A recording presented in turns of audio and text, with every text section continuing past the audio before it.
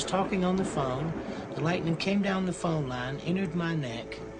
It went through my spine, threw me up in the air. And there was this slight buzzing at the ear, and I felt myself pop out of the body. Then I felt myself float up to the ceiling, and the doctor and the nurse were in there, and he was looking at me. He said, "She's gone. She's dead." And I was taken to hospital. Doctors did anything they could to help me, but I was declared dead. I realized I was out of my body when I was suddenly looking at this light. Out of that light stepped the most amazing being I have ever been in the presence of. It was just total selflessness, understanding, kindness, all-consuming love, wonderful love.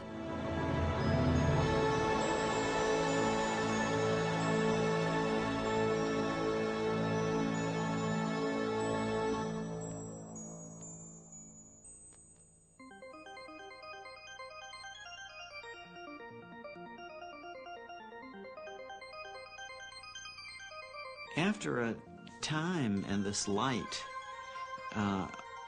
all of these people have to pay a return trip back. What they tell us is that the reason they chose to come back was not for themselves, because for themselves, they would rather have stayed with this presence of love.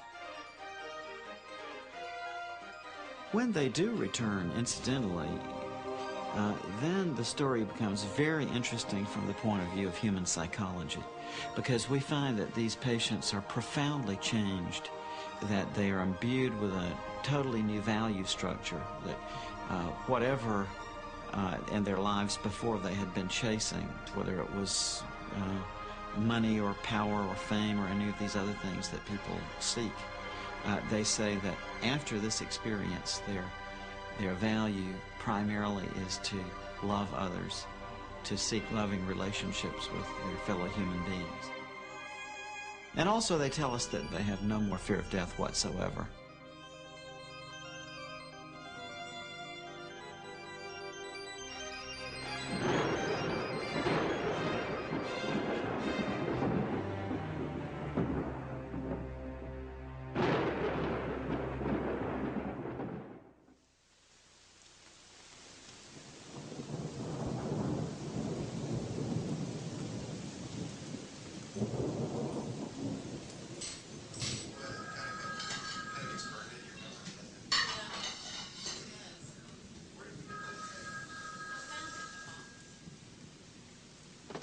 Hello?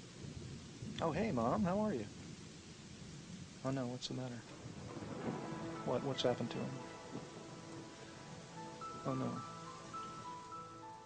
Oh, no. I was shocked when I got that phone call. One that nobody ever wants or ever really expects to get. There's just so many feelings that I really want to share. I just want to be there. Okay, well, we'll see you soon. Mom, I love you. My dad was fighting for every breath of life, and it didn't look very hopeful. Even though we lived 600 miles apart and only saw each other on holidays, at least we were on the same planet. And we could pick up the phone and say hello.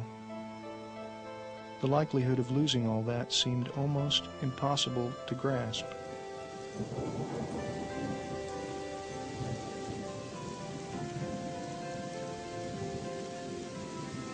Dear Dad, I'm so sorry to hear about what you're going through. I know you're rugged, but you gave us a good scare.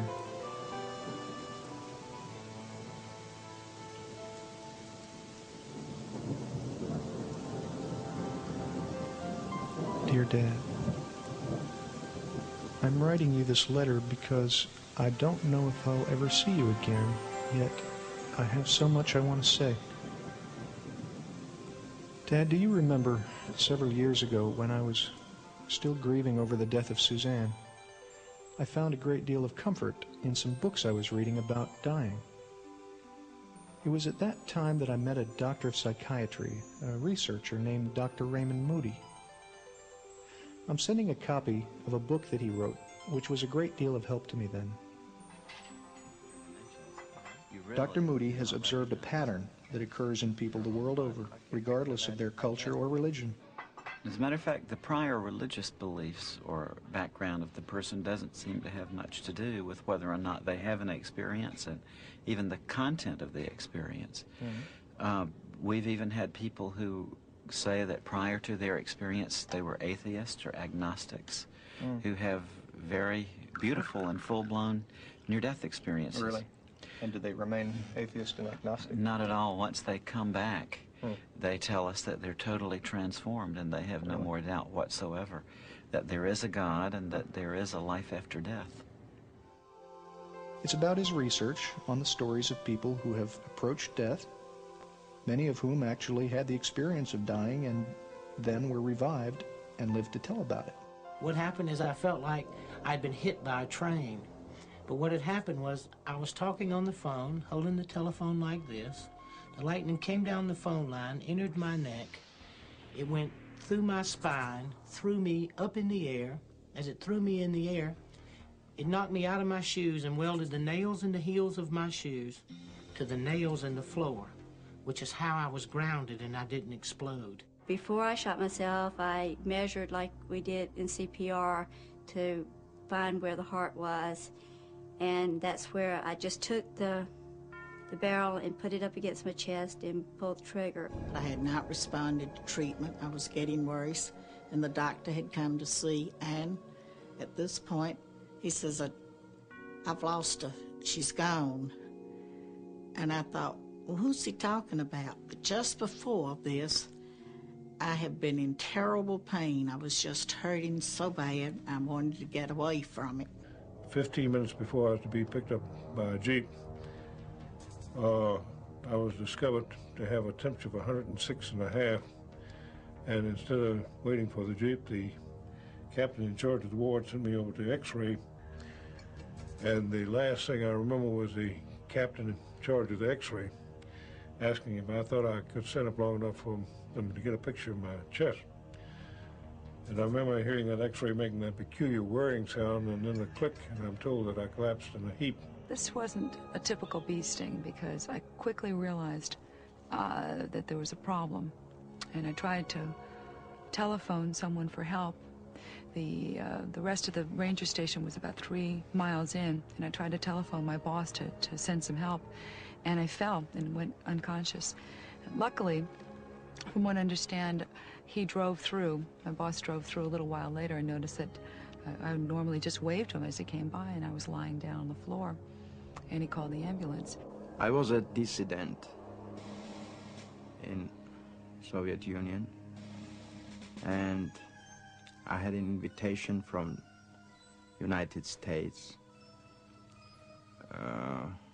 In 1975, I received this invitation. In 1976, I was given the exit visa, and I was leaving for New York that day, and I was coming to take my passport, and I was ready to fly. My family was already in airport waiting for me. That time, on sidewalk, I was moved over or run over by car. It was fabricated by KGB. They wanted to kill me and not to let me go. And I was taken to hospital. Doctors did anything they could to help me, but I was declared dead. This is pretty much all over the world. We found this common pattern. They tell us that at this point where their doctor says they are dead, that they may actually hear the physician say, oh my, he's dead, or we've lost her, or something like that.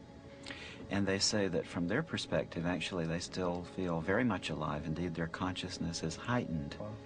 And they tell us that they seem to leave their physical bodies. They say that they float up, typically right above the bed in the operating room or the emergency room, and they look down and they can see their own physical bodies lying on the bed down below. I was above my body. I was floating, and there were people around me, except I didn't realize that that person there was me.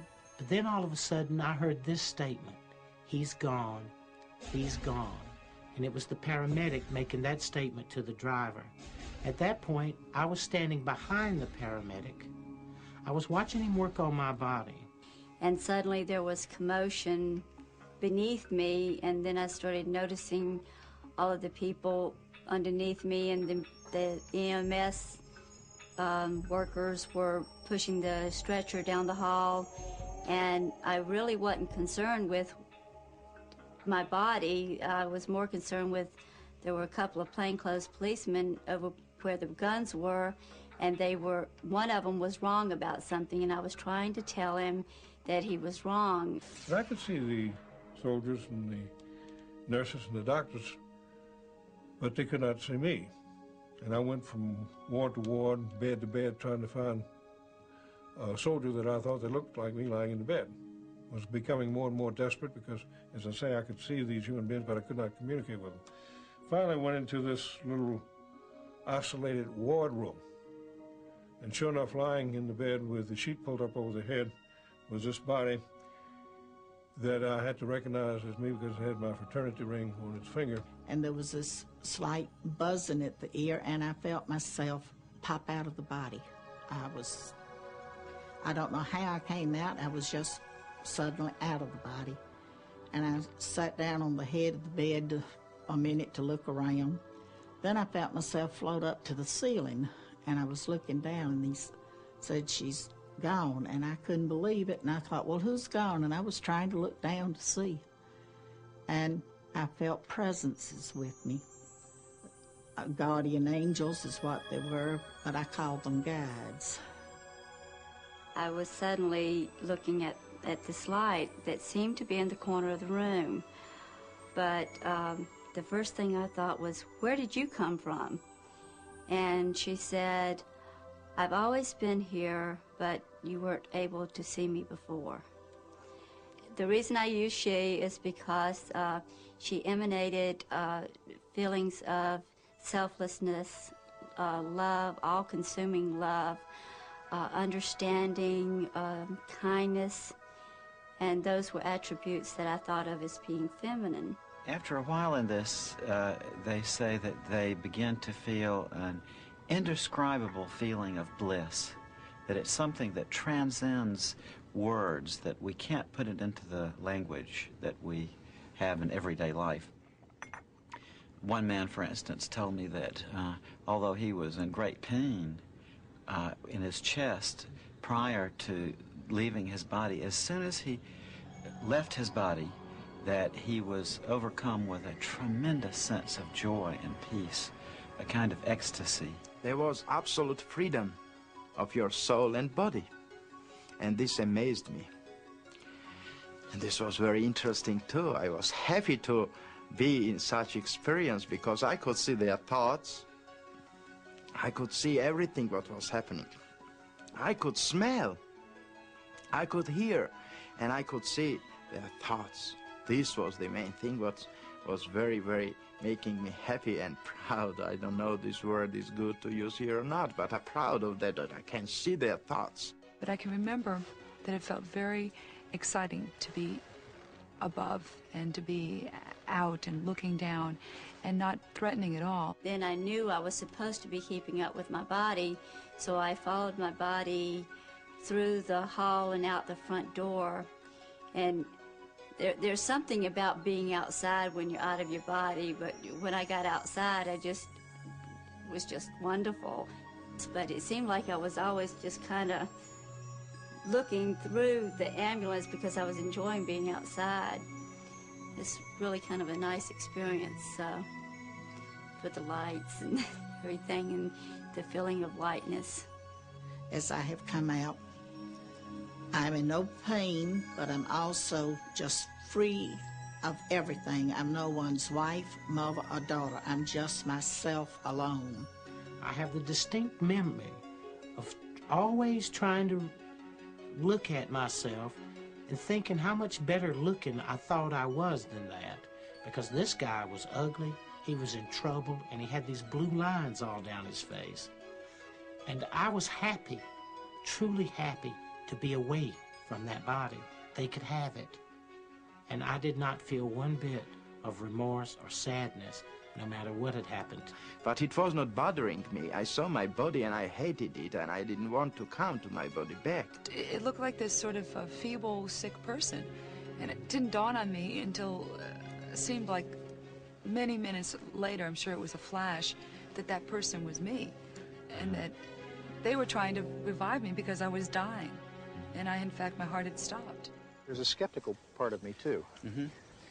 And I wonder sometimes whether or not this might just be people's hallucinations that they're going through, or just a natural shutting down process when the brain is dying.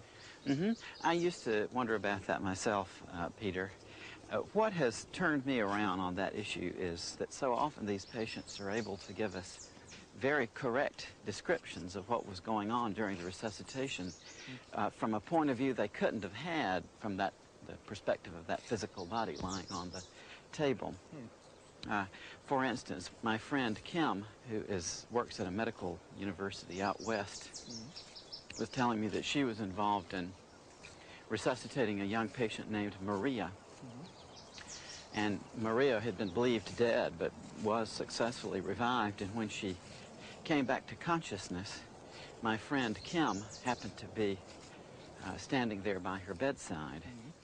And Maria grabbed onto Kim and said, during the resuscitation, when she was out of her body, she drifted outside of the hospital entirely and saw an old shoe on a ledge on a window outside an upper floor of the hospital. And Kim was actually able to go there and to verify that the shoe was there exactly as the patient had specified. Really? And all of a sudden I'm aware of people out in the hall. The room had been sealed off because he was going to do surgery in the room. So I immediately went out through the door, did not open it, just went out. I was immediately on the other side of in the hall.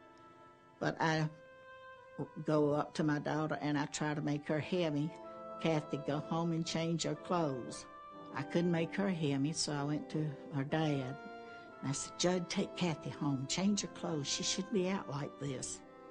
While they were in the hall, and I was trying to send them home, a brother of my husband's came up.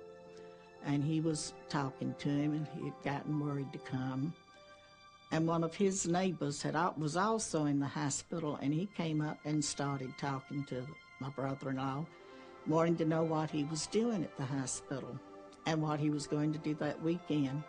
He said, well, it looks like my sister-in-law was going to kick the bucket, and I was planning to go to Athens, but I'll stick around now to be a pallbearer. Later, I was also able to talk to him. He didn't want to admit it, but he did admit this is what he had said, and I laughed at him because it embarrassed him. It was amazing that I was never leaving my body too. I was everywhere who thought about me, but I was with my body. It means that I was not leaving the one part for another. I was everywhere at the same time. I could be in New York, I could be in Longview, Texas. I could be in Moscow, I could be in Tbilisi, Georgia. In any place, there was no distance and time at that time with me. And this time, I'm thinking, I want to see my sister. So I immediately find myself in Rockville, Maryland at her home. And she's getting ready to go grocery shopping. She's wearing a beige suit with a green blouse. She's had to go over the house and look for her keys that she had misplaced, had to find her grocery list. And finally, she walks out her front door to get in her blue Monte Carlo Chevrolet. And I feel there's no need for me to go to the grocery store with her, so I let her go on, and I'm going to pop over then to another sister who lives a few miles away from her. And this other sister had already left home. I was able to determine she had gone grocery shopping herself. So the guides asked me, was I ready to leave this area now? And I agreed, said yes. About 2 weeks after I had this near-death experience, I was in contact with my sisters, and I brought this fact up to her and described, and she said, well, how did you know? I didn't see you, you weren't here. I could communicate with the children, with very little children who couldn't speak and who couldn't walk and who were very little, and just coming from that place where I was going. And this was amazing communication with them, spiritual communication. We never spoke in words. We spoke in mental communication.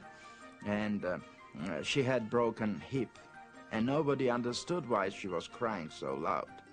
And the doctors and his parents were very concerned about this. And I said, don't cry anyway, nobody will understand why do you cry.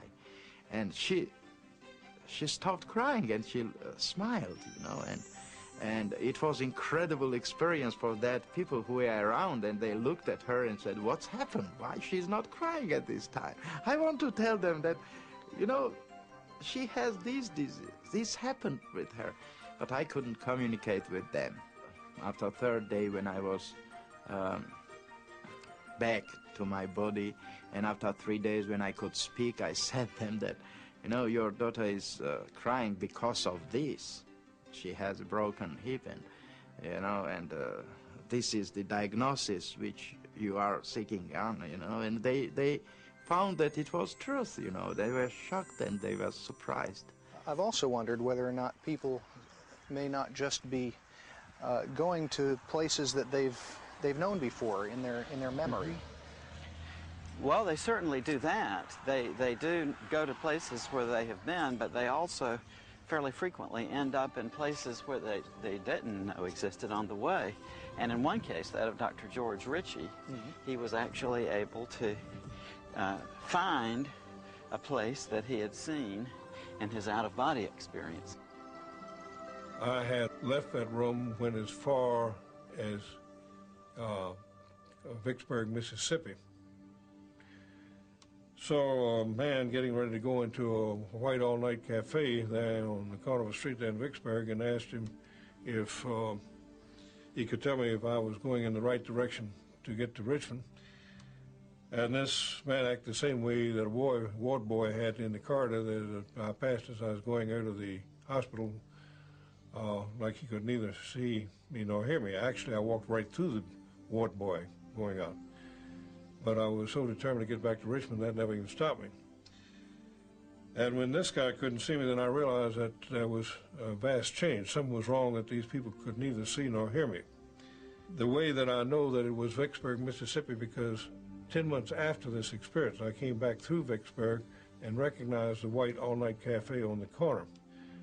Time and distance, as you and I comprehended in this room, simply does not exist, because simply by wanting to be heading back towards Richmond, apparently I was.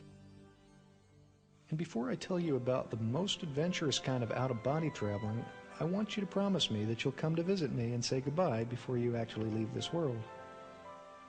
There are occasional reports from people who experience another dramatic form of traveling, that they actually leave their body, zoom up above the Earth, and travel far into space and see the Earth down below. Dr. Carl Jung, the great Swiss psychiatrist, was an example of this phenomenon when he had his near-death experience in 1944 in a heart attack. At the beginning of 1944, I broke my foot, and this misadventure was followed by a heart attack. Extremely strange things began to happen to me. It seemed to me that I was high up in space. Far below, I saw the globe of the Earth bathed in a gloriously blue light. I saw the deep blue sea and the continents. I could see the snow-covered Himalayas. I knew that I was at the point of departing from the Earth. The sight of the earth from this height was the most glorious thing I had ever seen. After a while in this situation, though, they become to realize that although they can see and understand perfectly what's happening, no one else is able to see or hear them. So they seem to undergo a state of turning inward of the sense of identity, if I could call it that. They become aware that this phenomenon they're experiencing has something to do with what we call death. And it's at that point that the more transcendental parts of the near-death experience tend to unfold.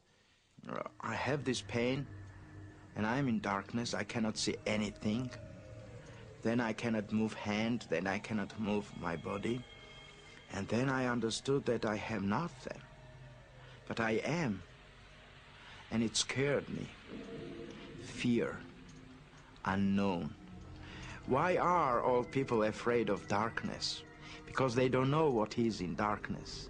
The fear of darkness is because of unknown. Ununderstandable makes you to be afraid of something. That's why I was afraid too. I was afraid of this darkness. I was afraid of being there. But more afraid was that I was somewhere without my body. But I was. And I was a scientist, you know. I worked on idea of psychology and languages, you know. I learned physics, I learned chemistry, I learned many other physiologies, anatomy, and all it was based on dialectical materialism, historical materialism. And in my idea it was impossible to be somewhere without your body. Where is my main component, my life, my body? You know, I was scared to death, but I was already dead.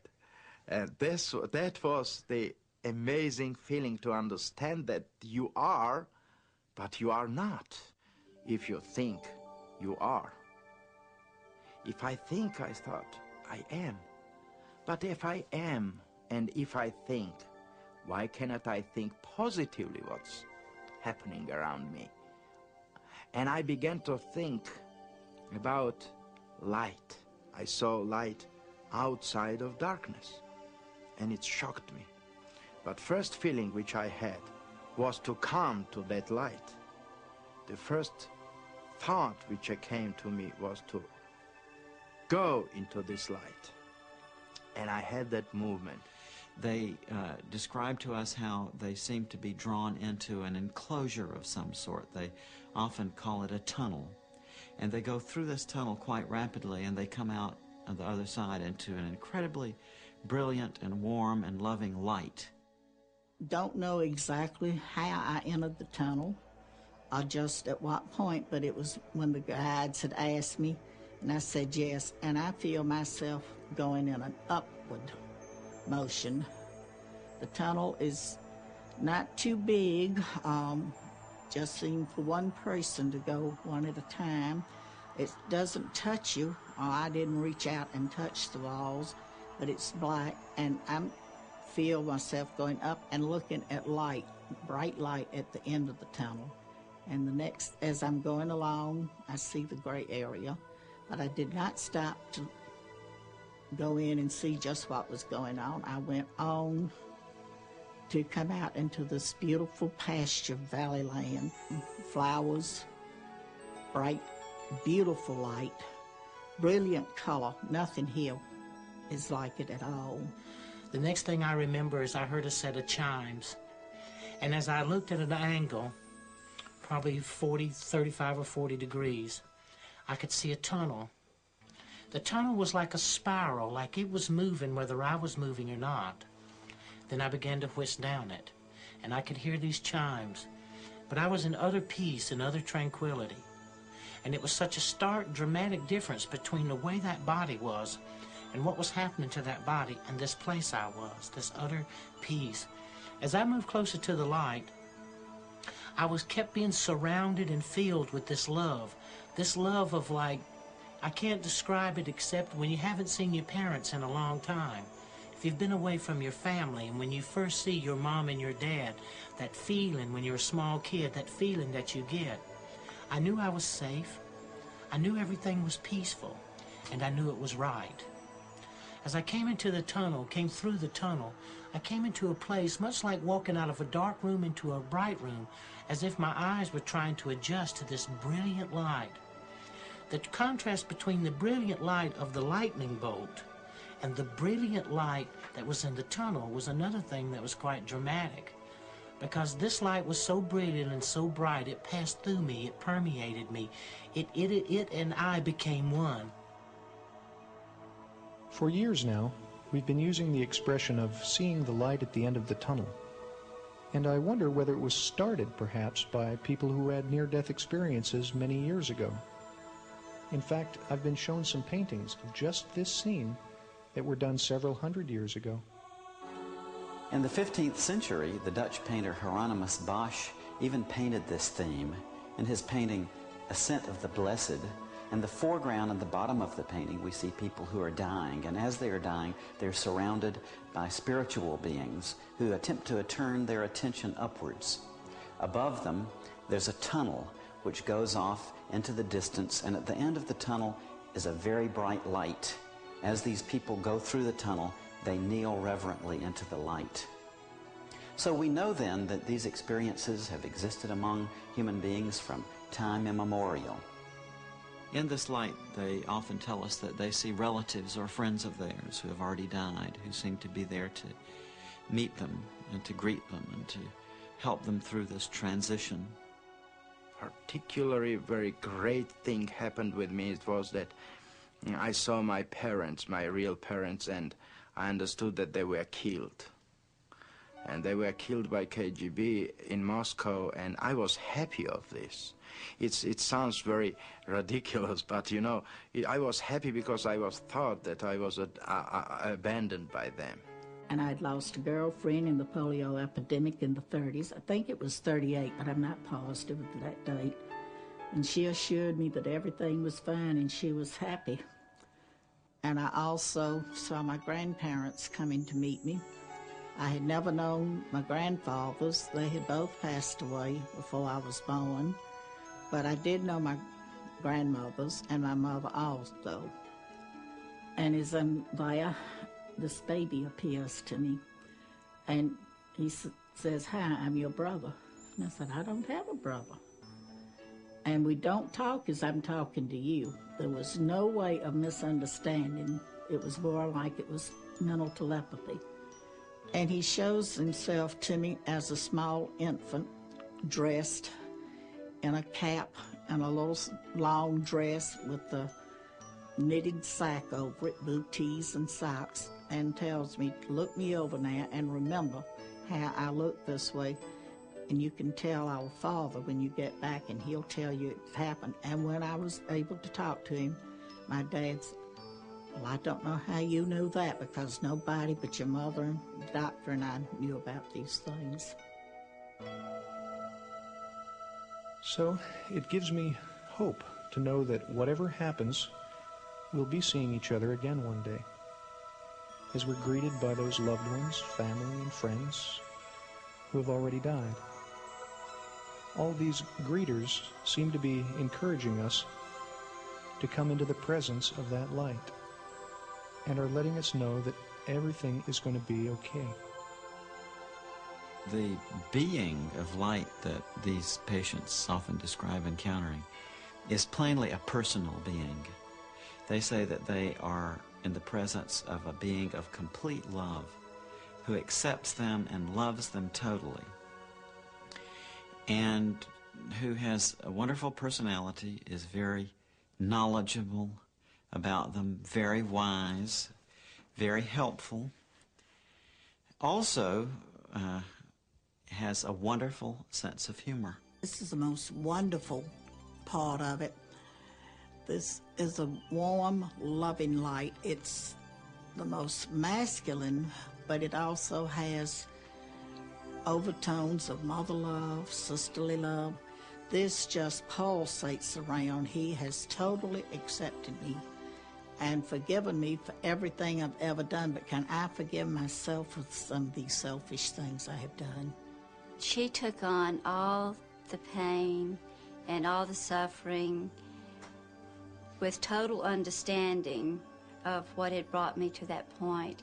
And it was like we were intertwined, and that everything that I felt, she felt too. And there was this unconditional love, like most parents have for their children, that no matter how bad I might have been, or that I was totally loved and totally understood, because she understood the motivation behind what I did. There was this togetherness, this empathy that she had for me, and just wonderful love. And sitting there wondering what to do next, when suddenly that room became flooded with light. And then three things happened simultaneously just like that. Something deep inside of the spiritual being sitting on the side of the bed looking at the corpse lying in the bed was told to stand up. You're in the presence of the Son of God. Out of that light stepped the most amazing being I have ever been in the presence of, the most powerfully built male I have ever seen. To my right, I saw a being coming toward me. In those days, I had never heard of the death experience or ever had it described to me, so I had no idea how to relate to it. Since then, I've heard people describe it as God or Jesus or Moses or lots of different names, a great angel. I believe that this being of light was my higher self, the greater part of me, looking at the part of me that just experienced this life. As this being, because this being, I was so comfortable with this being and so assured that only if someone knew themselves and knew the love of God in them, then they could have that same relationship with themselves. And it was as if this being had come to be with me. And now, once being in the presence of a being who knows everything about you, to know that he totally accepts you and totally loves you, I never wanted to leave this being again under any circumstance. Yeah, this is one of the most interesting parts of the near-death experience to me. These patients will tell us that in the closing moments of their life, often in the presence of this being of love who is with them, that they see a panorama before them which consists of every single thing that they've ever done in their lives, from the moment of their birth right through the time of their close call with death. And they say that they see it all simultaneously, not with the events in temporal sequence, but rather all displayed there at once in a way that they find very difficult to describe. As those hospital walls virtually disappeared, and I saw every minute detail of my life, seeing my own cesarean section birth through the 20 years that I had lived, because I was only 20 at the time. With the light, there is this panoramic view of my life. It starts with birth. It continues right on to where we are at this point. All at the same time, I am part of the view, as well as watching it. I am actually doing these things. I guess it's a speeded up version of a camera that just runs double time or something. But I actually had the feelings of what was going on as I saw it, and also standing off to the side and being able to look around and look at the different things that went on at different times in my life. I saw all my life, but it's in that dimension which cannot be described. This was holographical view of being inside of your life, and then being as a viewer, participating the play of theater which happening there. But it is you, and you know that you are this. At Disney World, they had this Kodak ride where you sit in this seat and you go, there's this movie that surrounds you, and it makes you feel like you're a part of the action, and you can even get butterflies when there's a big drop or something. So it was around me in a form to where it was like I was participating, but it was participating in the mind or in thought, but it just seemed like a lifetime of pain happened in just a short period of time. If I had a panoramic view of my life, every feeling, every thought, every action, every deed, all at the same time. The same time. And as it started happening, I began to see how I affected the person that I had the encounter with, or the experience, whether it be me personally or whether it be someone else. And then how they were affected, how it was one step removed from us and how they were affected.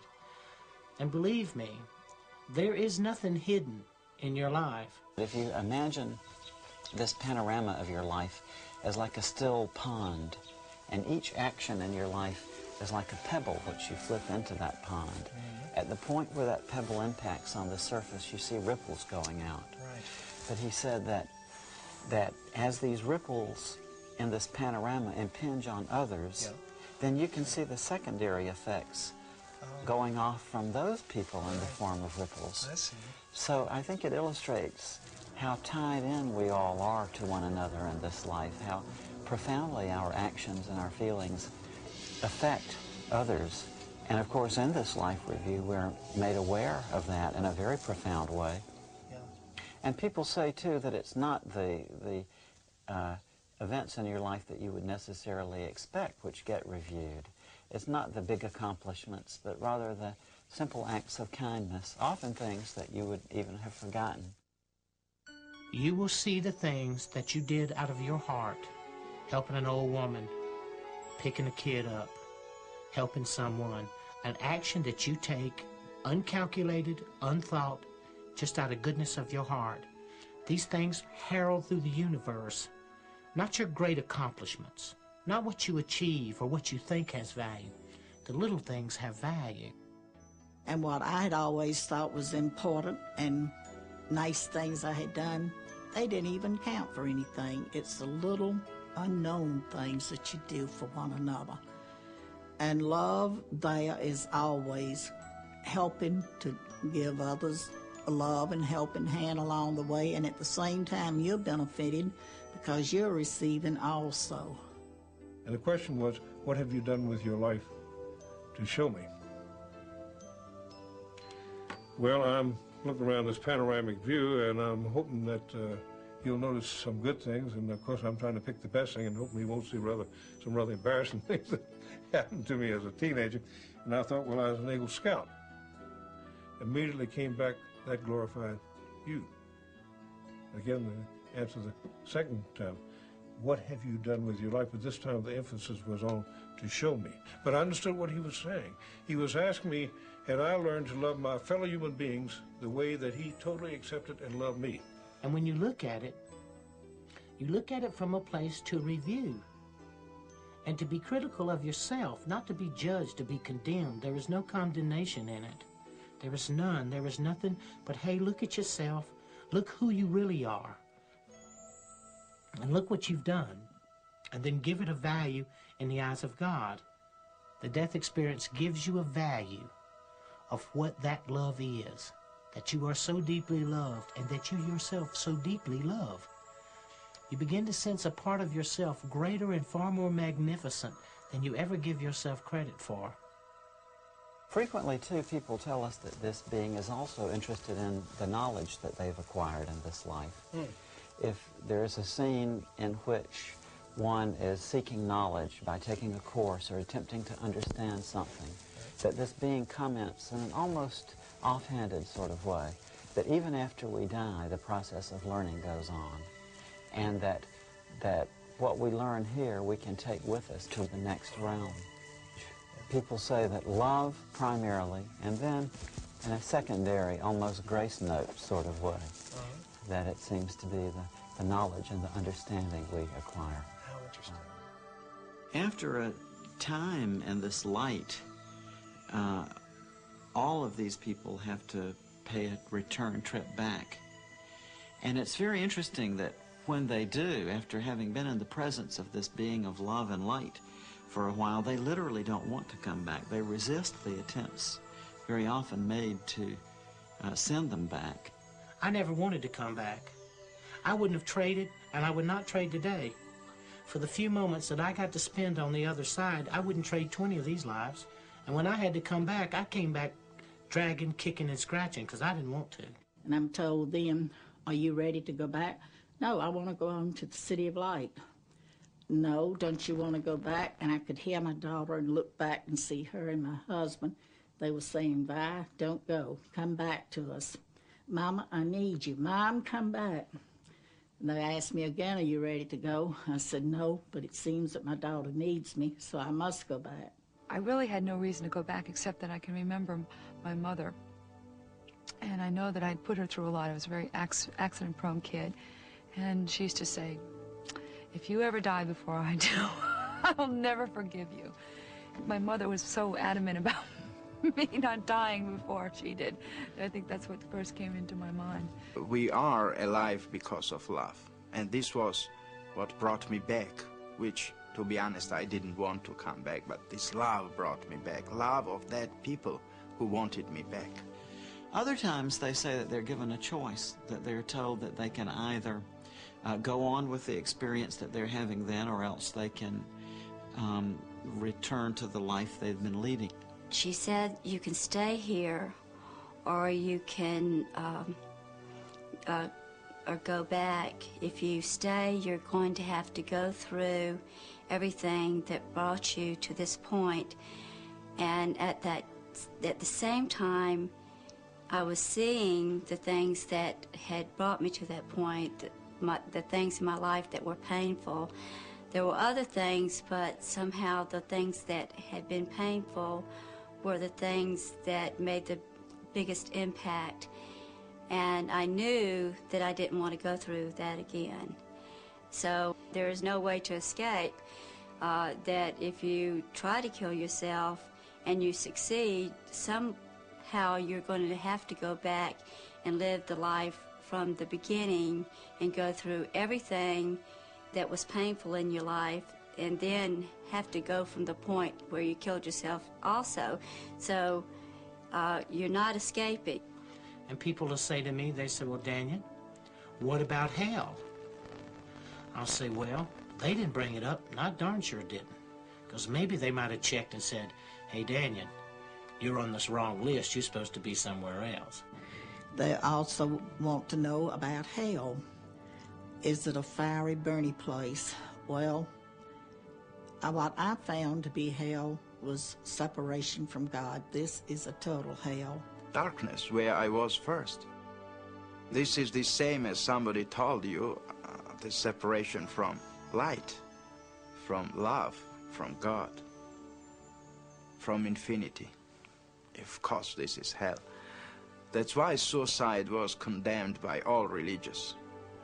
That's why they are telling that you will go to hell. It means you will go to nowhere. And nowhere does not exist. It means you will go somewhere on opposite than goodness.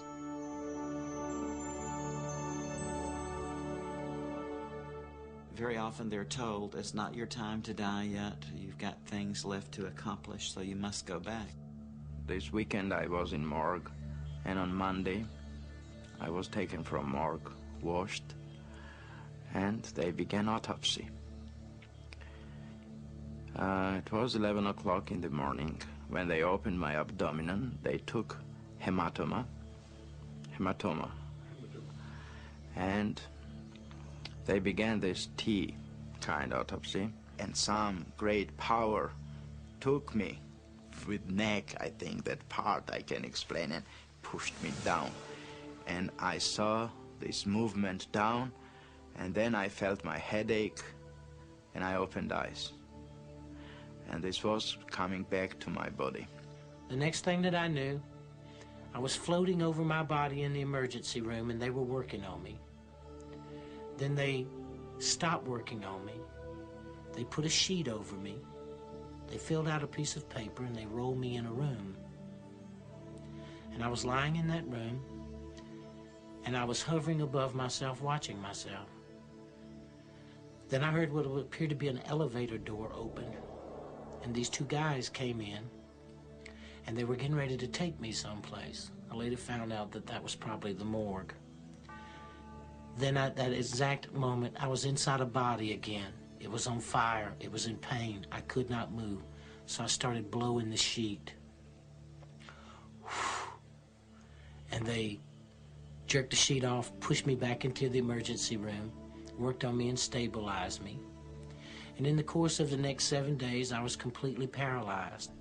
That it's so touching to me that in the closing moments of their life, that so many people come back reporting that what was most important to them at this time was love, the question of how they had loved their fellow human beings. It had a lot of effects and change in my life. It's made me a more understanding person of others. I know I don't have the right to take my life. Didn't want to return, and I would love to go back. Someday I will, and then I hopefully can stay and not have to come back and try again. But I know I cannot take my life and go there. Things would not work out right.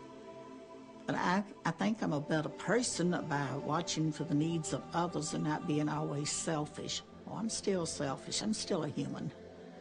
But it has changed my way of thinking. How to love other people and how to forgive and to put yourself in the place of other people in order to understand them. And that's something that you have to do in order to love people and in order to love yourself. Because if you hold grudges and you it hurts you and it hurts the other people, and it's a barrier to love if you can't forgive. You don't necessarily have to forget when people hurt you, but you have to understand them and forgive them. And I think that is the most important thing about love that I've learned, and how to look at how we're alike rather than how we're different. This is the main message which I brought back, that love is what cannot be changed. This is everlasting. And love is with life always together. Love, what keeps this world alive. Love as an eternity. Love as a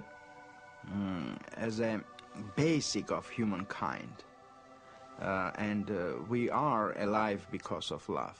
I think the most important point about the death experience is that it is orderly. And the fact that small children, all the way to grown people, have similar experiences. And if people could understand that if they would pay more attention to each other and to care and have faith and hope in each other, we could also begin to believe and have faith and hope in the true nature of the love of God. And not God in a religious value, but God in a spiritual value. That through love all things are truly possible. And also they tell us that their fear of death is totally gone after this, that they have no more fear of death whatsoever.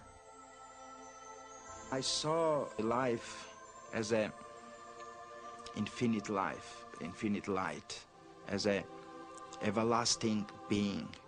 We cannot die because we are already created to live forever.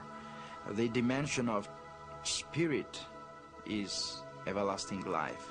The third thing that I've learned is that life is forever. Death is nothing more or less than a doorway, something you walk through. Death does not exist. Don't be afraid.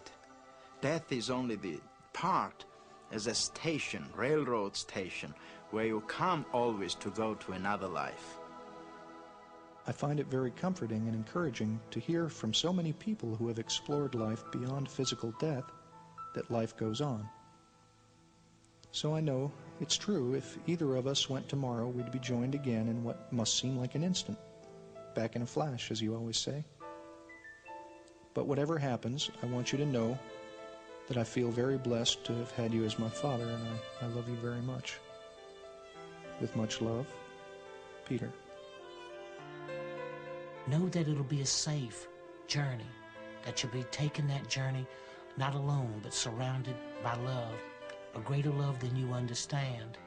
And when you get to your part and place in that journey, whether it be not to come back or to be like a few of us to return, know that it symbolized the orderly way in which God has prepared life for each of us, And in that life, the orderly passing and movement to another life, that you do not die, that the love of God sees you through all things, and that you will be forever, just in another place.